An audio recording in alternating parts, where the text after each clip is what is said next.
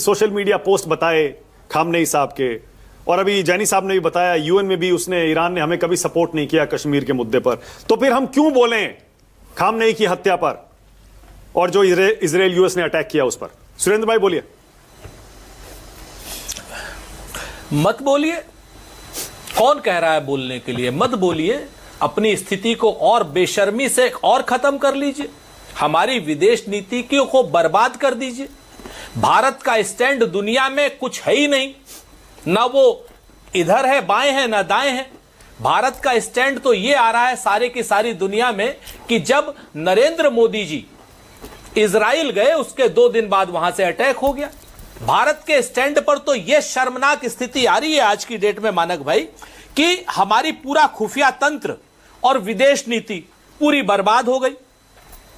मोदी जी की इजराइल यात्रा यह साबित कर रही है तो प्रधानमंत्री बेसुध हैं, और या फिर जो है हमारा पूरा का पूरा सिस्टम रॉ है, क्या नाम विदेश नीति है हमारी, या हमारी रक्षा नीति है, ये सारे के सारे ये बेसुध हो गए। आपके सामने है, बहुत बुरी तरीके से हमारी फेलोरिटी है, और ये फेलोरिटी अगर आप मानना चाहते हैं तो बिल्कुल मत बोलिए। अरे अगर आपको नहीं बोलना है तो खामनेई के खिलाफ बोल दीजिए, अगर आपकी हिम्मत है तो। क्यों नहीं बोलते हैं भाई? आपको इजराइल और अमेरिका के पक्ष में रहना है तो आप उनके पक्ष में बोल दीजिए, बोलिए, तो अपनी स्टैंड तो रखिए, अपने आप को जीरो तो मत कीजिए। पिछले 70 सालों में या तो हमने किसी का पक्ष में अगर बात की है तो दुनिया ने सुनी है, हमारी शांति की बात दुनिया ने सुनी है, लेकिन इस बार तो पापा वार ना रुकवा पा रहे, ना करवा पा रहे, ना बोल पा रहे, ना चुप रह पा रहे। आप बताओ हमको। और मैं आपको जो सबसे बड़ी बात बताता हूं वो शायद अभी आपके जितने बाकी लोग हैं, अभी यहां पर भाजपा ने पिछले 10 सालों में डिप्लोमेट्स को भी जॉम्बी बना दिया है, जॉम्बी बना दिया इन डिप्लोमेट्स को, जितने पुराने डिप्लोमेट्स हैं। अब दुनिया में यह पहला युद्ध हो रहा है जो एप्स्टीन फाइल के गुनहगारों ने किया है।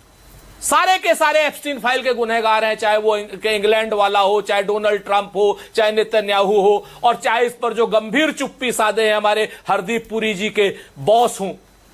वो सारे के सारे एप्स्टीन फाइल के समर्थक लोग, जिनका एप्स्टीन फाइल में नाम है, जिनका एप्स्टीन फाइल से संबंध है किसी न किसी रूप में, वो एप्स्टीन फाइल के विरोधियों का, जिनका एप्स्टीन फाइल में नाम नहीं है, उसके खिलाफ अच्छा सुरेंद्र भाई अब एक सेकंड रुकिए, एक सेकंड रुकिए, तो अब एक सेकंड, बस एक सेकंड जी देखिए जी, ये तो पूरी दुनिया और पूरा हिंदुस्तान मानता है कि हिंदुस्तान की फॉरेन पॉलिसी क्राफ्ट किसने की थी? कांग्रेस पार्टी ने की थी। नेहरू जी के जमाने से हमने उसे नॉन अलाइंड मूवमेंट के साथ जोड़ के हमने अपनी एक लाइन ली थी, हम किसी के साथ नहीं गए, बिल्कुल बिल्कुल, हमने अपना हित देखा।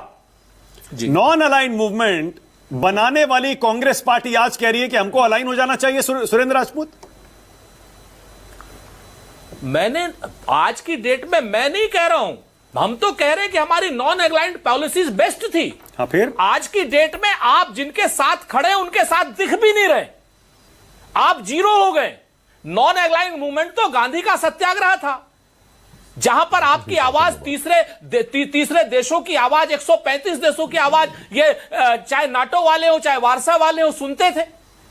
अच्छा ठीक है, एक काम करते हैं सुरेंद्र भाई, देखिए मुझे पता है कांग्रेस पार्टी का स्टेटमेंट आ चुका है, बहुत सोच समझ के विचार मंथन करके कांग्रेस पार्टी ने यह बयान जारी किया, उसको बनाया और उसके बाद उसको सोशल मीडिया पर डाला। आपको भी पूरा ब्रीफिंग मिला होगा भी ये बोलना है ये नहीं बोलना है, तो उसी को ध्यान में रखते हुए बता दीजिए फिर, ईरान और ये यूएस इजराइल की जंग में ये तो क्लियर है ना कि ईरान सही है और यूएस इजराइल गलत कर रहे हैं, क्लियर है ना? ये बोल दीजिए एक बार फिर से। देखिए, जो लोग एग्रेसर हैं, जिन लोगों ने पहला अटैक किया है, जिन लोगों ने एक सत्ता के सर्वोच्च नेता को मारा है, यह आतंकी कार्रवाई की तरीके से देखा जाना चाहिए। क्योंकि आज जो आपने आप मतभेद हो सकते हैं भाई, मेरे पाकिस्तान के मतभेद हो सकते हैं, यूक्रेन रशिया के मतभेद हैं, लेकिन पुतिन ने जेलेंस्की को एग्जीक्यूट नहीं किया। आज की डेट वो कर नहीं पा रहा है भाई, कोशिश तो कई बार कर ली। सुनिए ना पहले, अरे सुन लीजिए, हंसिए मत, मैं आपको ईमानदारी से कह रहा हूं। हम तो सुनते हैं, वो कहते हैं कि यहां से हमला हुआ, मारने की कोशिश की।